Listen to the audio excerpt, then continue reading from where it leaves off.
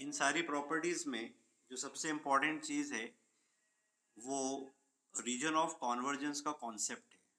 आप देखिए कि जब हम प्रॉपर्टीज़ को अप्लाई करते हैं, जो थ्योरम्स है उनको अप्लाई करते हैं, then alongside we always care about the region of convergence. That is, we want to know how does the property modifies our region of convergence.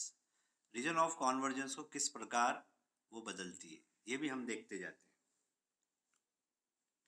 तो नेक्स्ट प्रॉपर्टी देखते हैं। जो नेक्स्ट प्रॉपर्टी है, make it a habit of reading the book. Next property is called differentiation property. Screen पे एकदम अंधेरा जैसा तो नहीं हो रहा है?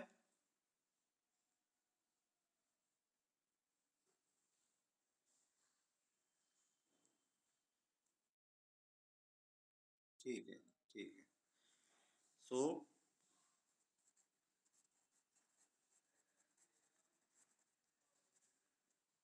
डिफरेंशिएशन प्रॉपर्टी, ये प्रॉपर्टी आपने मोर और लेस लेप्लास ट्रांसफॉर्मेशन में भी पढ़ी है। अगर आप रिकॉल करें तो वहाँ पर हम x ऑफ s लेते थे और वहाँ पर भी इस टाइप की प्रॉपर्टी को हम स्टडी करते थे। And I would like that कि आप लोग उसको थोड़ा सा रिकॉल करें और उसको भी स्टडी करें जो आपने पहले पढ़ रखा है।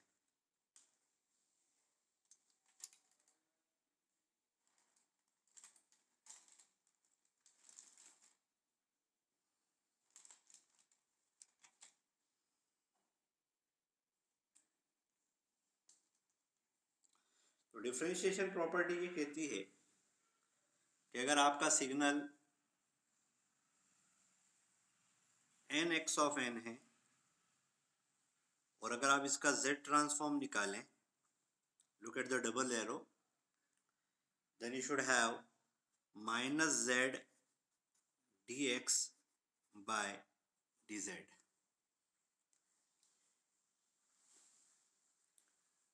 And the region of convergence shall remain same.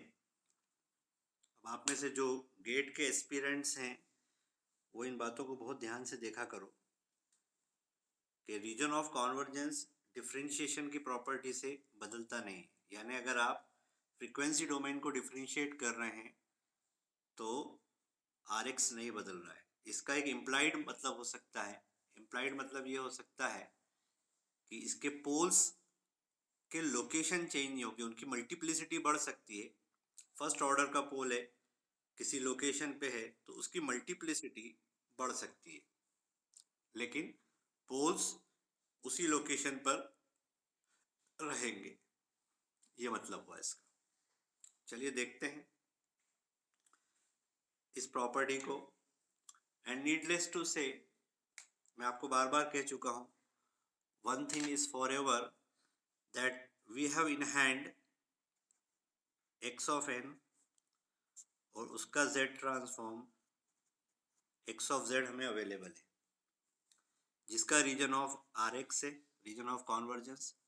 और आपको मैंने बताया था अपनी क्लास में कि Rx तीन में से एक टाइप का होता है, mod of z greater than a, one possibility, mod of z less than b, अनदर प्रॉपर्टी, और mod of z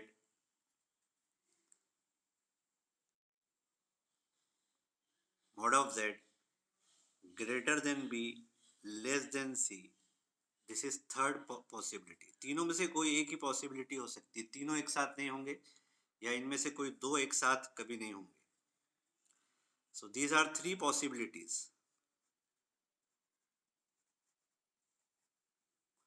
of region of convergence.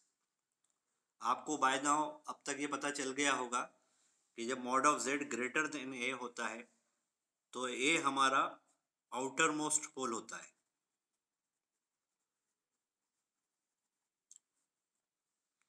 और जब z लेस देन b होता है तो b जो लोकेशन है वो हमारी इनर मोस्ट पोल की लोकेशन है। और जब mod of z greater than b less than c होता है तो ये हमारे दो कॉन्जिक्यूटिव पोल्स होते हैं। कुल मिलाकर region of convergence is wholly and solely decided by poles only, and zeros have no role in deciding about ROC.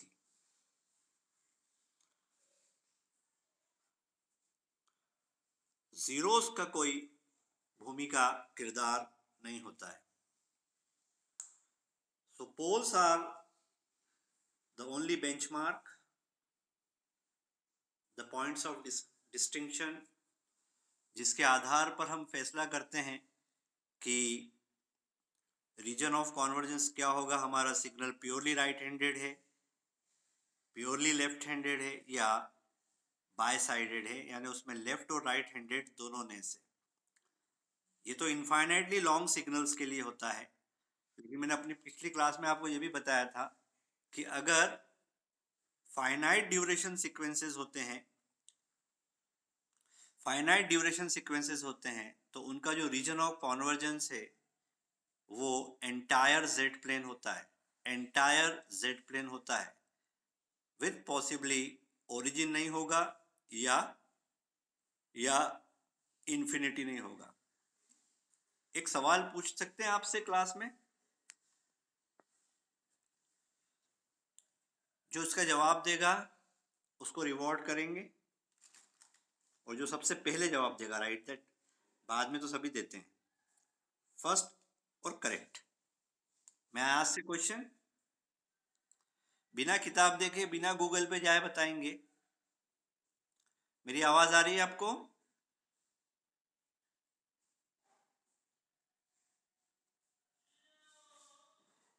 भाई आप मेरी ओके। हाँ, तो मेरा सवाल ये है, कैन एनीवन सजेस्ट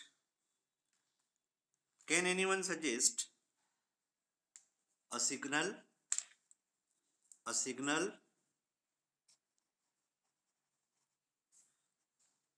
ऐसा सिग्नल सजेस्ट कीजिए जिसका रीजन ऑफ कॉन्वर्जेंस, यानी जिसके z ट्रांसफॉर्म का region of convergence entire z plane होता है, without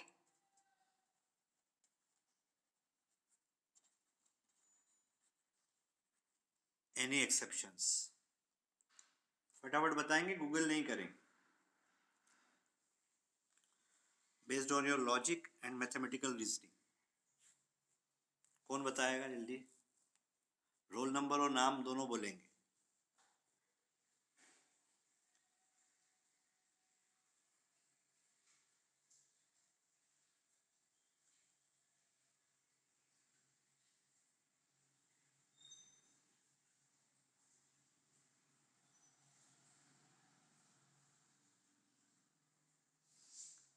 Can anybody suggest?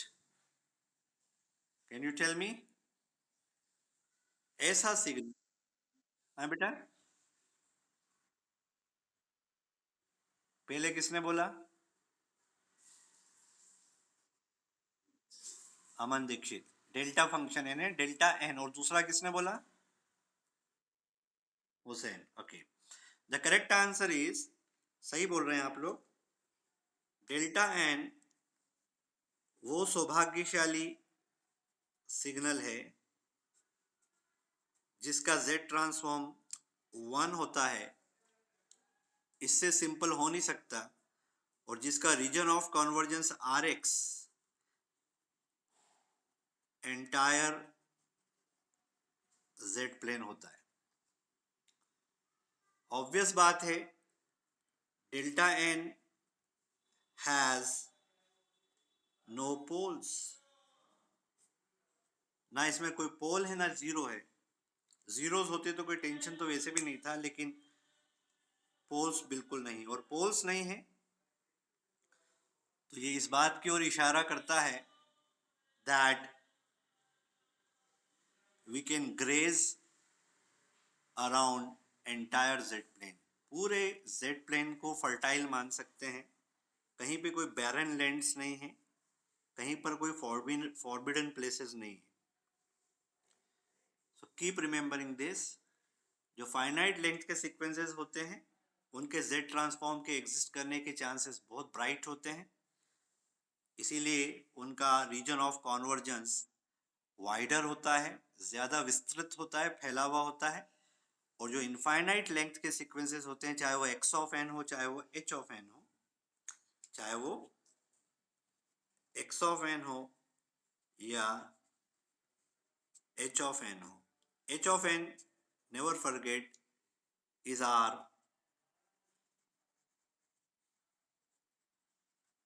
impulse response and never undermine impulse response. impulse response को कभी अंडर वैल्यू मत करो. It's a very very vital information about any system और system's behaviour and its performance. किसी system की behaviour और performance को बताने के लिए इम्पल्स रिस्पॉन्स एक शानदार तरीका होता है.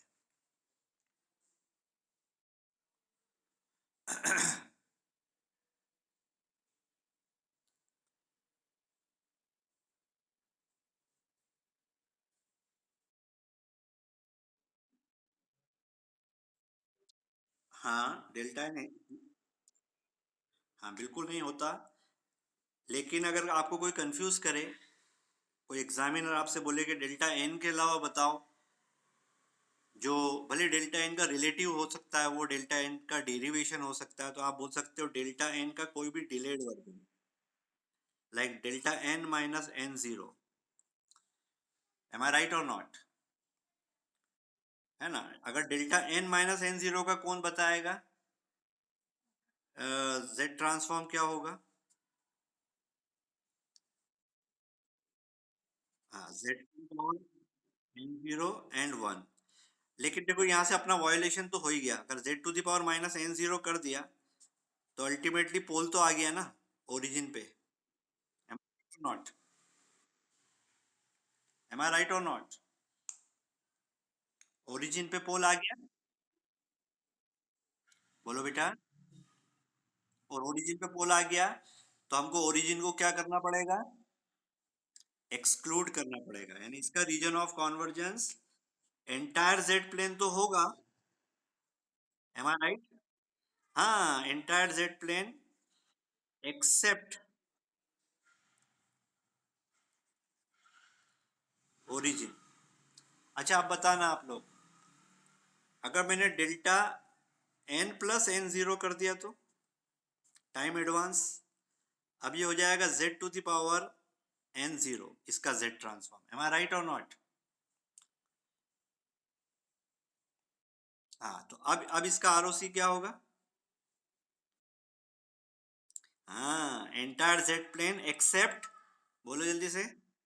हाँ, entire Z plane now except infinity. तो जो जीरो एट ओरिजिन होता है वो पोल एट इंफिनिटी होता है. पर इंफिनिटी तक जा सकता है ये बोल तो सकते हैं ना. वैसे भी एंटायर जेड प्लेन तो फिर भी हो ही गया. एम आई राइट और नॉट? चलो ठीक है, आगे बढ़े बेटा.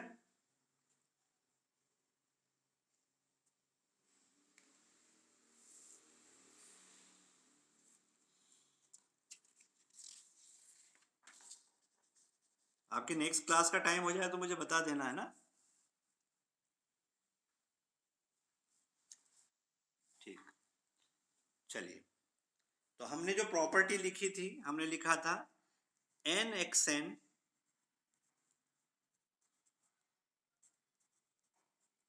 इसका z ट्रांसफॉर्म बनेगा minus Z D x by D Z with same region of convergence. Same किसका? x ऑफ n वाले का. जो इसका रीजन ऑफ कॉन्वर्जेंस है वो इसका भी रीजन ऑफ कॉन्वर्जेंस होगा. पहले तो ये प्रॉपर्टी को प्रूव कर सकते हो क्या आप लोग? Using your mathematics. कैसे करते हैं, चलो एक मैं करके बताता हूँ आपको। पहले इसका रिलेशन लिखते हैं। तो x ऑफ z का रिलेशनशिप है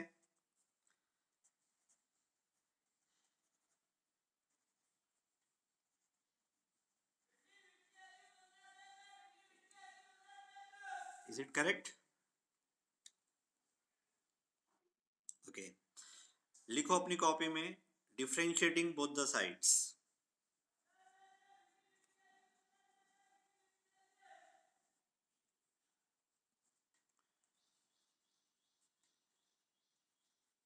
with respect to z, z के सापेक्ष में दोनों भुजाओं पर, दोनों साइड्स पर अवकलन करेंगे, डिफरेंशिएशन करेंगे। लिखिए क्या आएगा, dx by dz, capital X is a function of z, चाहो तो लिखो function of z, equal to derivative sigma के अंदर जा सकता है। x ऑफ n का z से कोई लेना देना नहीं है, तो वो कॉमन निकल जाएगा, आपको मिलेगा x of n common and you will have d by dz of z to the power minus n. Are you comfortable with this? z to the power minus n का डेरिवेटिव करिए with respect to,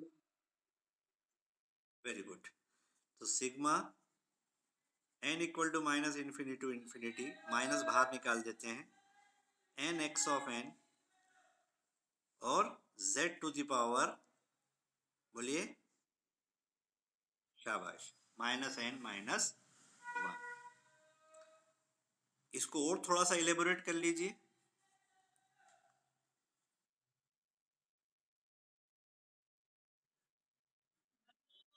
शाबाश शाबाश। तो मैं इसमें से minus z inverse को बाहर रख लेता हूं, ब्रैकेट के अंदर फिर से लिख देते हैं n x n z to the power minus n, bracket close. This is originally dx by dz. This is originally dx by dz.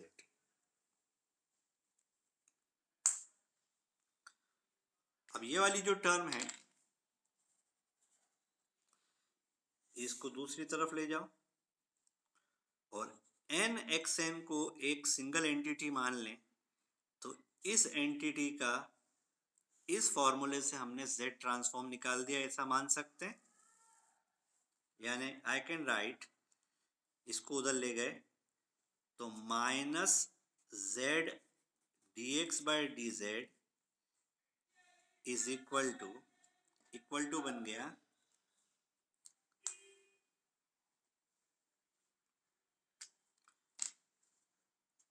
Sigma n x n, एक नया टाइप का signal z to the power minus n. It can be written as z transform of n x n. Am I right? Can we say we have proved? हमने prove कर दिया ना जो prove करने निकले थे, right? So this has been proved. Now what about the region of convergence? तो जो लोग डिफरेंशिएशन को जानते हैं उन सभी को पता होगा, जब हम अपनी 12th क्लास में या 11th क्लास में डिफरेंशिएशन पढ़ते हैं और जब हमारा डेरिवेटिव u बाय v के फॉर्म में होता है, तो आप सभी जानते हैं कि डिनोमिनेटर का स्क्वायर हो जाता है। Am I right or not? याद आ रहा है आपको, है ना? तो डिनोमिनेटर का स्क्वायर हो जाएगा, तो उससे आपके पोल्स की लोकेशन चेंज होगी क्या? नहीं होगी, बस पावर में जहां पर 1 था वहां पावर पे 2 हो जाएगा। तो जब पोल्स नहीं बदलेंगे, लोकेशंस नहीं बदलेगी, तो एक क्लियर अंडरस्टैंडिंग है कि रीजन ऑफ कॉन्वर्जेंस इस प्रॉपर्टी के कारण नहीं बदलेगा। तो आप याद रख लो कि जब किसी सिग्नल को टाइम से मल्टीप्लाई करते हैं, n is time, actually this is time now. जैसे हम पहले पढ़ते थे टी एक्स ऑफ टी, और इसका लेप्लास निकालते थे पिछली क्लासेस में, इसका लेप्लास निकालते थे। तो डीएसपी में हम एन एक्स ऑफ एन ले रहे हैं, तो इसका z ट्रांसफॉर्म बन जाएगा minus Z D x by D z, और region of convergence will be same.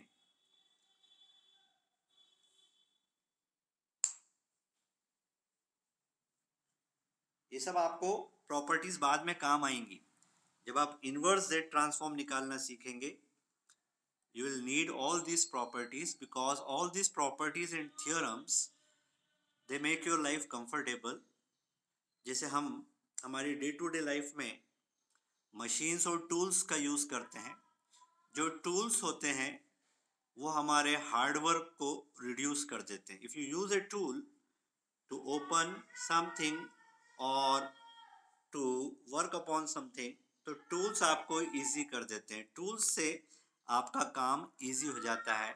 So remember, ये जितनी भी जेड ट्रांसफॉर्म प्रॉपर्टी है, they are like our tools. ये हमारे टूल्स की तरह हैं, उपकरण है, औजार है। नेक्स्ट प्रॉपर्टी, किसी को कुछ समझ में नहीं आया तो पूछ लीजिएगा आप।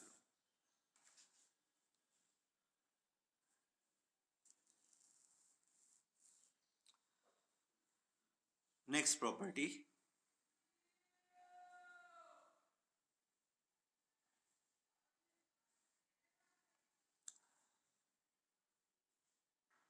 next property is called conjugation।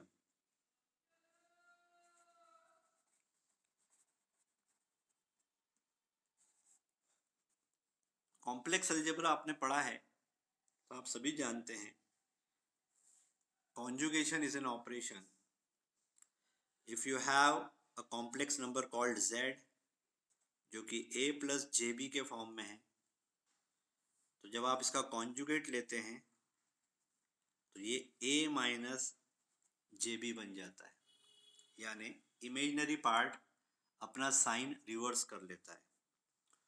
और अल्टरनेटिवली यू कैन से, अगर z मैग्नीट्यूड में भी है और उसका फेज भी है, ये पोलर फॉर्म है, तो जब आप z का कॉन्जुगेट लोगे, बताइए, तो मॉड ऑफ z नहीं बदलेगा, e to the power minus j theta हो जाएगा। तो अगर z प्लेन में देखें, यहाँ पर कोई पॉइंट है z0 इस लोकेशन पे, तो इसका कॉन्जुगेट इसी रेडियस पर इसी एंगल पर होगा यहाँ पर। Am I right or not? Am I right or not? Okay, तो कॉन्जुगेशन की प्रॉपर्टी का इस्तेमाल करना है। सवाल ये है, मैं बार बार रिपीट कर रहा हूँ इसी बात को, suppose x of n is given to you, जिसका z transform x of z है, रीजन ऑफ कॉन्वर्जेंस rx। जैसे मैं rx बोलूँ तो आपके माइंड में तीन पॉसिबिलिटीज आना चाहिए, mod of z greater than a, mod of z less than b, और mod of z greater than b less than c। चौथी कोई पॉसिबिलिटी कभी भी नहीं होती है। अब किसी ने, मान लीजिए ये कॉम्प्लेक्स सिग्नल है, इसका कॉन्जुगेशन कर दिया। अगर ये कॉम्प्लेक्स नहीं है तो अगर x ऑफ n रियल होगा तो इसका कॉन्जुगेशन भी ये खुद ही हो जाएगा, क्योंकि रियल का कॉन्जुगेशन वो खुद होता है। तो फिलहाल हम ये मान के चल रहे हैं कि x ऑफ n हमारा कॉम्प्लेक्स मैथमेटिकल सिग्नल। तो x को कॉन्जुगेट करेंगे तो ये थ्योरम कहता है आपको 2 बार कॉन्जुगेशन मिलेगा, एक कैपिटल X का कॉन्जुगेशन और एक वेरिएबल का कॉन्जुगेशन, और रीजन ऑफ कॉन्वर्जेंस नहीं बदलेगा। इसलिए नहीं बदलेगा कि पोल्स कॉन्जुगेट जब हो जाएंगे तो रेडियस तो वही रहेगी, बस उनकी मिरर इमेज तैयार हो जाएगी ऊपर से नीचे की तरफ, इससे ज़्यादा कुछ होना नहीं। और आरओसी हमेशा रिंग्स के फॉर्म में होती है, सर्कल्स के फॉर्म में होती है, इसलिए पोल्स अगर कॉन्जुगेशन में टर्न अराउंड भी हो गए तो भी रीजन ऑफ कॉन्वर्जेंस का शेप और साइज नहीं बदलेगा। तो कॉन्जुगेशन से रीजन ऑफ कॉन्वर्जेंस का साइज और शेप नहीं बदलता, ये हमारा कॉमन सेंस हमें बताता है। Can anyone prove this property? Can you prove this property? सब लोग पेन पेपर लेके बैठेंगे हमेशा क्लास अटेंड करते वक्त।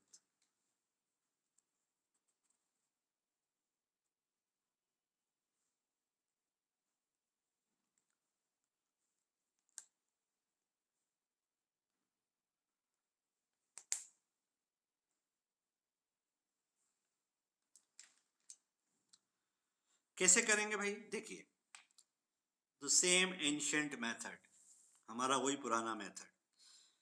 हम सभी जानते हैं x ऑफ z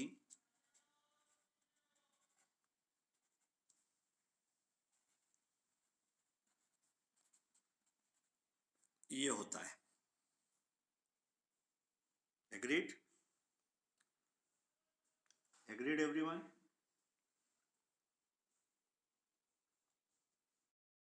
ओके, लिखो अपनी कॉपी में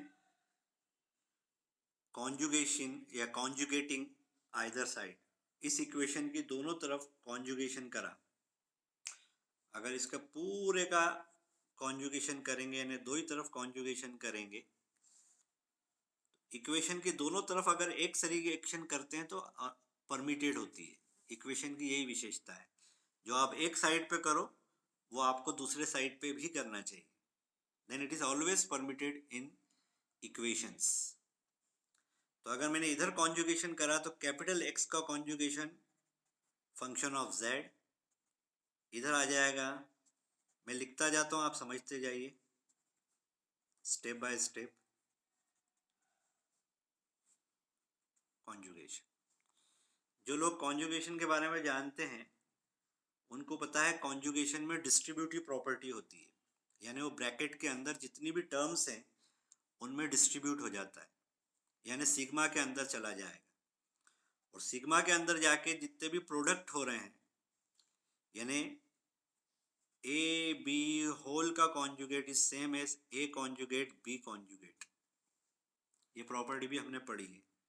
तो ये डिस्ट्रीब्यूटिव प्रॉपर्टी और प्रोडक्ट की प्रॉपर्टी लगाते हैं कॉन्जुगेशन की इस साइड पे, तो मुझे मिलेगा sigma minus infinity to infinity x conjugate of n और z का माइनस एन का कॉन्जुगेशन,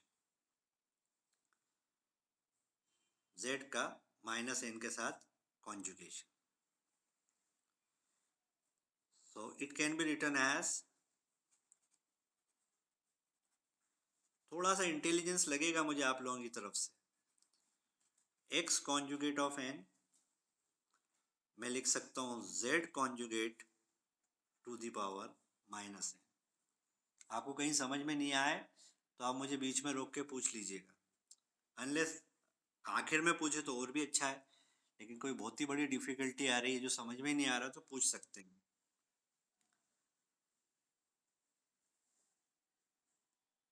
ठीक है, अगर मैं थोड़ी देर के लिए ये जो z कॉन्जुगेट वाली टर्म है, ये जो z कॉन्जुगेट को थोड़ी देर के लिए एक नया नाम दे दूं z डैश, तो किसी को कोई प्रॉब्लम तो नहीं है? अगर ऐसा मैं कर दूं तो ये इक्वेशन को मैं ऐसे लिख सकता हूँ sigma n equal to minus infinity to infinity x conjugate of n उसका z डैश वाला transform. So anybody can see that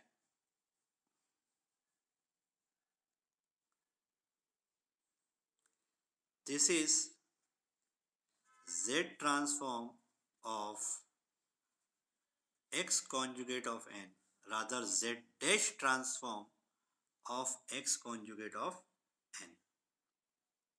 Agreed?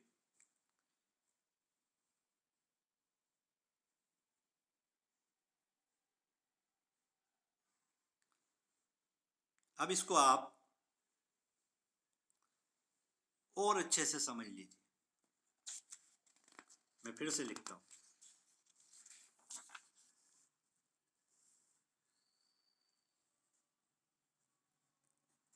x conjugate of z comes out to be sigma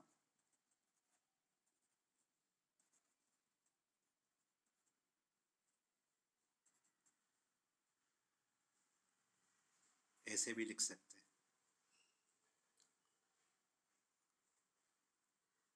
अगर इस पूरी इक्वेशन में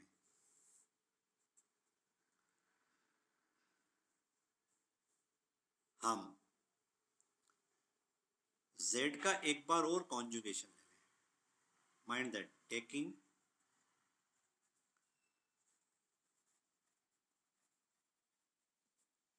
of z variable, तो क्या मैं ऐसा लिख सकता हूं, if you don't mind, x conjugate of z conjugate is equal to minus infinity to infinity. यहाँ पे तो z है ही नहीं, और यहाँ का जो कॉन्जुगेशन है वो हट जाएगा, क्योंकि कॉन्जुगेशन का कॉन्जुगेशन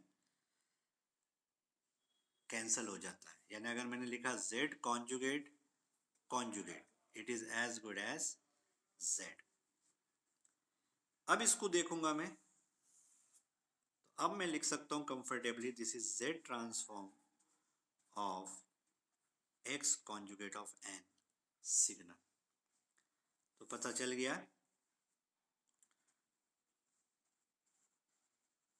टाइम डोमेन में अगर किसी सिग्नल का कॉन्जुगेशन करते हैं तो फ्रीक्वेंसी डोमेन में x ऑफ z का दो बार कॉन्जुगेशन होता है, एक ओवरऑल कॉन्जुगेशन और एक z का फिर से कॉन्जुगेशन. एग्रीड? एग्रीड? ओके. अब इसमें कुछ सिंप्लिसिटीज भी होती हैं कभी कभी, और कभी कभी कुछ कॉम्प्लेक्सिटीज भी हो सकती हैं. वो हम आने वाली क्लासेस में जरूर देखेंगे कि जब x ऑफ n रियल होगा तो क्या होगा.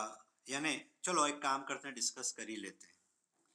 ये प्रॉपर्टी तो आपने प्रूव कर ली, और मैंने पहले ही बता दिया कॉन्जुगेशन से पोल्स की लोकेशन तो बदलती है लेकिन रेडियस चेंज नहीं होती, इसलिए रीजन ऑफ कॉन्वर्जेंस पे फर्क नहीं पड़ता है. रीजन ऑफ कॉन्वर्जेंस अभी भी वही रहेगा. अब एक छोटा सा एक उदाहरण लेते हैं. Let x of n is real. अगर x ऑफ n रियल होगा तो इसके क्या इंप्लीकेशंस होंगे इस प्रॉपर्टी के कारण.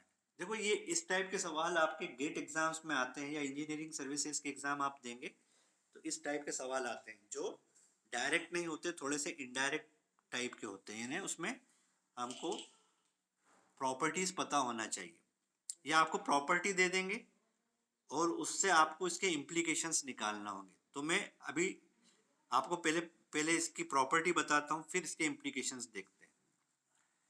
तो मैंने क्या बोला, x ऑफ n अगर रियल है तो क्या होगा. देखो, अगर x ऑफ n अगर रियल हुआ तो x ऑफ z का फॉर्मूला तो हमारा बना है n equal to minus infinity to infinity x of n z to the power minus n. और क्योंकि x ऑफ n रियल है तो x कॉन्जुगेट ऑफ n और x ऑफ n एक दूसरे के बराबर होंगे. Since x of n is real. Agreed? अब आप वो प्रॉपर्टी लगाओ. अब आपने प्रॉपर्टी लगाई x conjugate of z conjugate, तो बनी sigma n equal to minus infinity to infinity yes x conjugate of n z to the power minus n. I hope you got it. अब क्योंकि x of n और x conjugate of n एक दूसरे के बराबर है, ये दोनों सेम होना चाहिए, यानी कुल मिलाकर ये दोनों एक दूसरे के बराबर हैं दोनों equation, because x of n और x conjugate of n same है, z जैसा z है और ऑपरेशन भी एक जैसा परफॉर्म हो रहा है. तो इन अदर वर्ड्स क्या प्रूव हो गया? इस सिचुएशन के लिए x conjugate of z conjugate is same as x of z. तो कभी गेट एग्जाम में आपको ये प्रॉपर्टी दे दी और आपसे पूछा कि इसको देखकर आपको क्या पता चलता है, तो आपको बोलना चाहिए this means that our signal is purely real. अगर वो रियल नहीं होता, कॉम्प्लेक्स होता, इमेजिनरी होता या कुछ और टाइप का होता, तो आप इस प्रॉपर्टी को होल्ड गुड नहीं कर पाते. You can not hold good this property.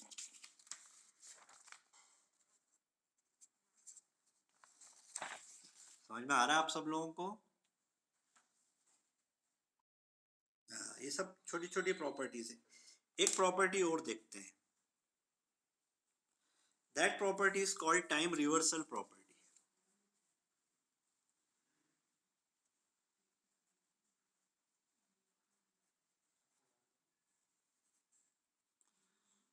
मान लो x ऑफ n का z transform x of z हम कंफर्टेबली फाइंड आउट कर लेते हैं. रीजन ऑफ कॉन्वर्जेंस Rx भी हमें पता है. Out of all the possibilities कोई एक पॉसिबिलिटी होगी. अब हमने टाइम का रिवर्सल कर दिया, x ऑफ माइनस n कर दिया. टाइम रिवर्सल करने से सिग्नल 180 डिग्री फ्लिप कर जाएगा. अब हमको पता लगाना है कि what will happen here. What will happen here? Can anybody tell me? अगर टाइम को रिवर्स कर दोगे, यानी सिग्नल को 180 डिग्री ओरिजिन के अबाउट रोटेट कर देंगे, फ्लिप कर देंगे, तो फ्रीक्वेंसी डोमेन में क्या परिवर्तन आएगा? ठीक, शाबाश. तो हो जाएगा x 1/z, यानी जहां जहां पर z आता था वहां वहां पर z इनवर्स आ जाएगा. इसका क्या मतलब निकलेगा पोल्स और जीरोस के कॉन्टेक्स्ट में? यानी अगर मान लो पहले z इक्वल टू a पे पोल था, z इक्वल टू b पे पोल था, sorry z equal to a पे 0 था, और z इक्वल टू b और z इक्वल टू c पे पोल्स थे. तो जैसे ही टाइम रिवर्सल करोगे तो इसका क्या होगा? एक बार और सोच के देखो, एक बार और सोच के देखो, क्या पोल 0 0 पोल्स बन जाएंगे? ये मतलब है इसका? नहीं. इसका मतलब ये है कि जो z इक्वल टू a पे 0 था वो अब z इक्वल टू 1/a पे चला जाएगा. Am I right? और जो z इक्वल टू b पे पोल था वो z इक्वल टू 1/b पे चला जाएगा, और जो z इक्वल टू c पे पोल था वो z इक्वल टू 1/c पे चला जाएगा. Am I right or not? बोलो. नहीं समझ में आ रहा तो करके देखो ना. देखो बेटा, ऐसे सपोज x ऑफ z आपका z minus a upon z minus b z minus c है. एग्रीड? ये किसके करस्पॉन्डिंग है? एक्स ऑफ एन के करस्पॉन्डिंग है। तो जैसे ही टाइम रिवर्सल करोगे, अब इसका नया z ट्रांसफॉर्म क्या बन जाएगा? जहां जहां z आता था वहां वहां z इनवर्स आ जाएगा, जहां जहां z आता था वहां वहां, बोलो बेटा, z इनवर्स आ जाएगा। यही मतलब हुआ ना इसका। जैसे माइक्रोसॉफ्ट वर्ड में आप फाइंड एंड रिप्लेस करते हैं ना, कोई अगर एक जगह आपने सब एक जगह स्पेलिंग मिस्टेक करी और सब जगह वही स्पेलिंग मिस्टेक करी है, तो आप उसकी स्पेलिंग एक जगह सही करके फाइंड एंड रिप्लेस कर दो, तो हर जगह जाके रिप्लेस हो जाएगा। तो जहां जहां z आता वहां वहां पर अपन क्या लिख देंगे? 1/z। अब देखो पोल्स और जीरोस का क्या हुआ? क्या पोल्स जीरोस बने, जीरोस पोल्स बने क्या? नहीं बने। फिर क्या हुआ? बस जो पोल्स एंड जीरोस है उनकी जो लोकेशन है वो अल्टर हो गई, रेसिप्रोकेट हो गई। अगर पहले पोल 2 पे था तो 1/2 पे चला गया, 1/3 पे था तो 3 पे चला गया। यानी जो पोल और जीरोस यूनिट सर्कल के अंदर थे वो यूनिट सर्कल के बाहर चले जाएंगे, जो यूनिट सर्कल के बाहर थे वो यूनिट सर्कल के अंदर आ जाएंगे। अब बताओ रीजन ऑफ कन्वर्जेंस का क्या होगा?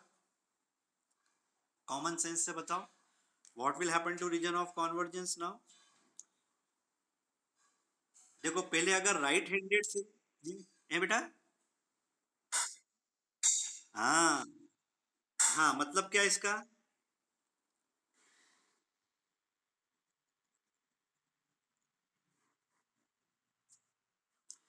और बेटा उसकी जो साइन है वो भी तो रिवर्स हो जाएगी। यानी अगर पहले रीजन ऑफ कन्वर्जेंस, क्योंकि देखो अगर ये पहले राइट हैंडेड था तो अब ये लेफ्ट हैंडेड हो गया, यानी जो आउटर मोस्ट पोल था वो इनर मोस्ट पोल बन जाएगा। एम आई राइट और नॉट? है ना? तो पहले mod of z greater than a होता था, तो अब आरओसी बन जाएगी mod of z less than 1/, तो ग्रेटर का साइन काय में रिवर्स हो जाएगा? लेस में। ऐसा क्यों हो रहा है? Because the right handed sequence has been converted into the left handed sequence. और ये हम पढ़ चुके हैं, रीजन ऑफ कन्वर्जेंस से पता चल जाता है कि सीक्वेंस प्योरली राइट हैंडेड है कि प्योरली लेफ्ट हैंडेड है। सपोज करो region of convergence mod of z greater than b less than c होती, किसकी? एक्स ऑफ एन की। तो एक्स ऑफ माइनस एन वाली की क्या हो जाती?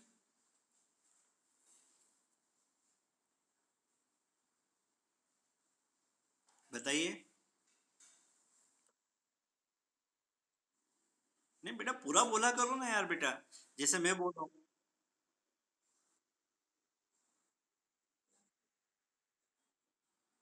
अच्छा, यानी मॉड ऑफ जेड अब ग्रेटर देन 1/c हो जाएगा और लेस देन 1/b हो जाएगा, यही बोल रहे हो ना?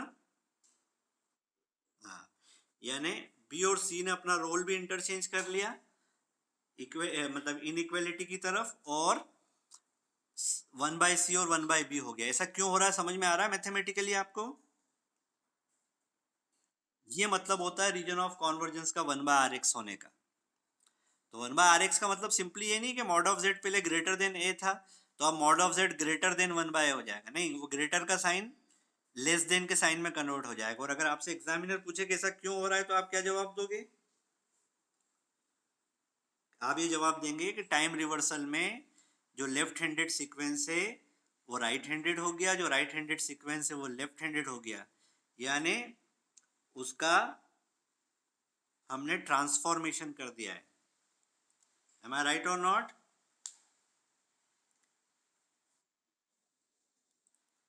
ओके, अब बताना।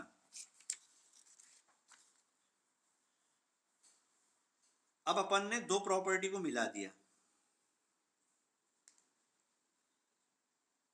सपोज करो एक्स ऑफ एन का z transform x of z as usual हमें पता है, रीजन ऑफ कॉन्वर्जेंस Rx भी हमें पता है। अब हमने x को कॉन्जुगेट भी कर दिया और टाइम का रिवर्सल भी कर दिया। अब क्या होगा? और आप x ऑफ n को कॉम्प्लेक्स मान लो, रियल मत मानना। अब क्या होगा? Without looking into the book,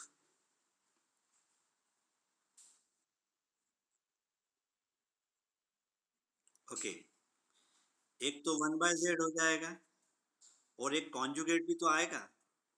तो कॉन्जुगेशन की वजह से कॉन्जुगेशन ओवरऑल भी होगा और वेरिएबल का भी कॉन्जुगेशन होगा, और टाइम रिवर्सल की वजह से फ्रीक्वेंसी रेसिप्रोकेट हो जाएगी, 1/z हो जाएगी। M I right? Double effect आएगा। रीजन ऑफ कॉन्वर्जेंस का क्या होगा? 1/Rx हो जाएगा, क्योंकि कॉन्जुगेशन से तो फर्क पड़ा नहीं। फर्क कैसे पड़ा होगा? टाइम रिवर्सल से। एम आई राइट और नॉट? बोलो। ये सब प्रॉपर्टीज आप याद कर लीजिए। ये जो प्रॉपर्टीज मैं आपको बता रहा हूँ ना, ये सब अपनों को बाद में काम आएंगी जब अपन सिमेट्री प्रॉपर्टीज पढ़ेंगे। जब हम सिमेट्री प्रॉपर्टीज पढ़ेंगे तो ये प्रॉपर्टी काम आएगी।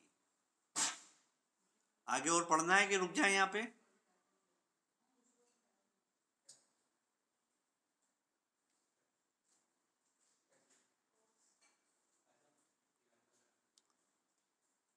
देखो, अगली property, the next property is called convolution of two sequences or signals। दो सिग्नल्स या सीक्वेंस का आपस में कन्वॉल्यूशन और उसका इफेक्ट z डोमेन में, यानी x1 ऑफ n है, उसका z transform x1 of z है। रीजन ऑफ कॉन्वर्जेंस Rx1 है,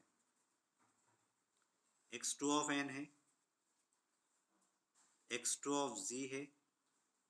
रीजन ऑफ कॉन्वर्जेंस Rx2 है।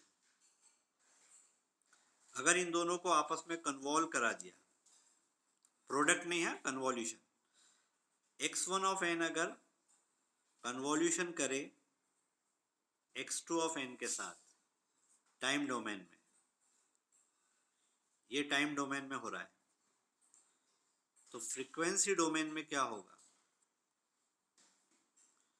तो हम पढ़ते हैं फ्रीक्वेंसी डोमेन में सिंपली x1z इंटू x2z हो जाएगा, यानी कन्वॉल्यूशन का ऑपरेशन फ्रीक्वेंसी डोमेन में जाके प्रोडक्ट में कन्वर्ट हो जाता है। Convolution converts into product in frequency domain. This is a very beautiful understanding. And long before, जब computers इतने widely available नहीं थे 1940s, 50s, 60s में, तब इस प्रॉपर्टी का बहुत इस्तेमाल करते थे engineers for designing and analysing the analog systems, analog filters etcetera. वहाँ बहुत यूज़ करते थे इस प्रॉपर्टी। तो जैसे जैसे कंप्यूटर का यूज़ बढ़ता जा रहा है, वैसे वैसे हमारी जो थ्योरी है, जो उसको हम यूज़ कर रहे हैं, वो भी बदलती जा रही है। तो कन्वॉल्यूशन पहले बहुत फ़ायदेमंद था। जैसे हम जब कैलकुलेटर्स नहीं होते थे हमारे पास, तो हम लॉग टेबल्स का इस्तेमाल करते थे किसी ज़माने में। अब आज के ज़माने में लॉग टेबल्स का कोई इस्तेमाल नहीं करता, because scientific calculators are widely available. Likewise, in earlier days, convolution was apple of our eye, बहुत इंपॉर्टेंट प्रॉपर्टी थी। अब इसको प्रूव करना है, और प्रूव करने के भी पहले रीजन ऑफ कॉन्वर्जेंस का क्या होगा? तो रीजन ऑफ कॉन्वर्जेंस कन्वॉल्यूशन के बाद Rx1 इंटरसेक्शन Rx2 होगा, और अगर ये नल सेट है तो फिर हम कन्वॉल्यूशन नहीं कर पाएंगे। तो कन्वॉल्यूशन को कराने की शर्त ये है, शर्त यानी इन द वे के जेड ट्रांसफॉर्म निकालने की शर्त ये है कि they must have something in common, कुछ ना कुछ कॉमन होना चाहिए। इस प्रॉपर्टी को प्रूव करना है हमको। आप बोले तो मैं प्रूव करूं इसको?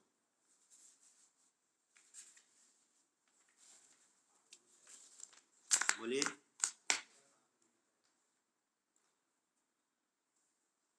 या आप ट्राई करेंगे? आपकी बुक के अंदर 3.4.7 में ये प्रॉपर्टी देखिए, उसका प्रूफ भी दे रखा है।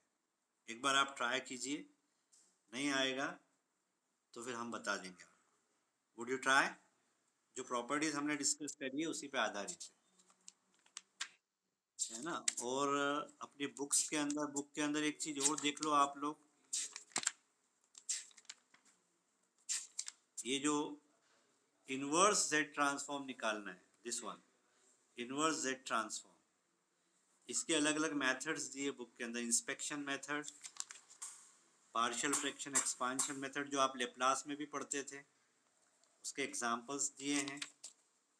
फिर inverse by partial fraction expansion, ये पूरा समझाया है, ये पूरे एग्जांपल से। फिर पावर सीरीज एक्सपांशन, बहुत सिंपल है, ये अपन कर चुके हैं और एक बार और कर सकते हो आप चाहो तो, फाइनाइट लेंथ सीक्वेंस के लिए। पावर सीरीज एक्सपांशन के बाद बस इसको आप पढ़ लें, ये असाइनमेंट है आपका। तो आज का असाइनमेंट है इनवर्स जेड ट्रांसफॉर्म के जितने भी मेथड से apart from contour integral, contour integral के अलावा जितने भी मेथड्स हैं जेड ट्रांसफॉर्म निकालने के, इनवर्स जेड ट्रांसफॉर्म निकालने के लिए, वो आप स्टडी करेंगे। तो उसके आगे का फिर मैं आपको पढ़ाऊंगा, इतना आप करके रखेंगे, उतना आप करके रखेंगे।